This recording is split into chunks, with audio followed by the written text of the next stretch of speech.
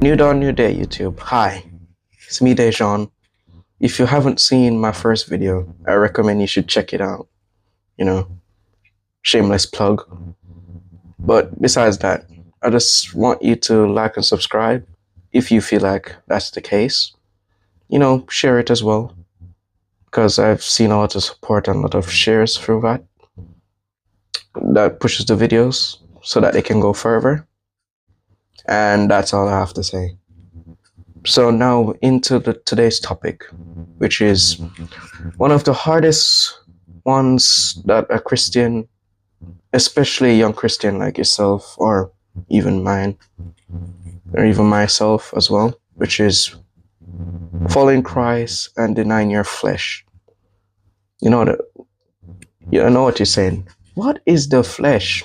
The flesh is referring to your body, your mind, your ears, your mouth, all the parts of the body, especially your heart. So the Bible talks about your heart being desperately wicked and, full of evil. And, well, in Galatians 5, verse 16, it talks about two masters not serving your flesh as well as God, because that's kind of like adultery in God's eyes. That's what the Israelites had to pay for the multiple times in the Old Testament, because they committed adultery in the sight of God, because they listened to their flesh by serving other gods and stuff like that. But that's not what we're talking about here. Even though the Bible clearly dislikes and, hates a person who prefers their flesh over God, there is hope though. There's hope through Christ. And guess what Christ did on the cross for you? He died on it. Although the way how he died is very, controversial for some people, he died on a cross anyway. He bled and he died for you so that you can have the opportunity to decide to follow him, because that's the only way to heaven. Don't listen to any of the false rumors from any other personnel. God's the way, the truth, and the light. I've studied many theologies, and none offer the same, how do I explain now? Theology, not only theology, but it doesn't make the same exact sense as the one that Christ has said for us. And yeah, if you want, I can tell you that not only you, but I personally, me, yes, me, the person who's making this YouTube video, still is struggling with this. And, it's what we have to go through as people in order to reform ourselves back to the way we were before sin, before Adam and Eve.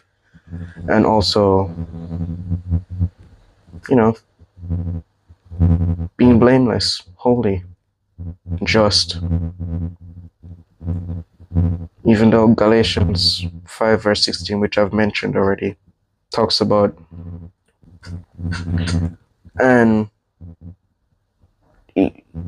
we are not the only ones who also went through this. A young follower in the Bible, a young ruler, he was rich and he had lots of money. He had family, he had friends, he had acquaintances who were rich. He had lots of stuff. He had loads of riches. Anything that you can imagine, he had. And he studied religion just as much as I did, and even you. Yes, you right there. This is me, Editor Dejan. I'm just here to elaborate on what I was trying to say in the clip. I was trying to talk about the story in Mark 10 about the young ruler, or young child who came up to Christ. And he was talking to Christ from Mark 10 verse 17 all the way down to 25, I would say. You can obviously read a little bit further if you want to, but that's where I would say That's where the story came from, mostly. And after that, I was trying to explain that if Christ lied about his crucifixion, we'll be all doomed to die in our sins because there would be no sacrifice that could save our sins.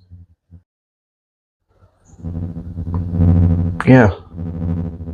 Guys, that's all I really wanted to say as I fix this camera. You can comment about what you think down below.